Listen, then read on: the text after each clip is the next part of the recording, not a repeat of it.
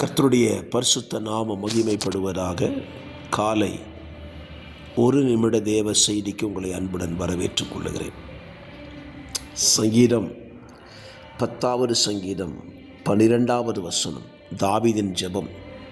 கர்த்தாவே எழுந்தருளும், தேவனே உம்முடைய கையை உயர்த்தும், ஏழைகளை மறவாதேயும். ஏழைகளை மறவாதேயும் என்று தாவீது ஜெபிக்கிறார். ஆண்டவர் ஐஸ்வர்யவானை ஒரு பொருட்டாய் நினைக்கிறதே இல்லையா? ஆம், என்னை கேட்கிற கர்த்தருடைய பிள்ளைகளே, ஐஸ்வர்யவானை பார்த்து நீங்கள் வருத்தப்படாதீர்கள்.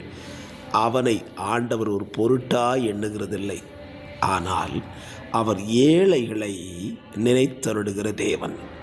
நிச்சயமாய் அவர் உங்களையும் நினைத்திருக்கிறார், உங்களை ஆசீர்வதிப்பார்.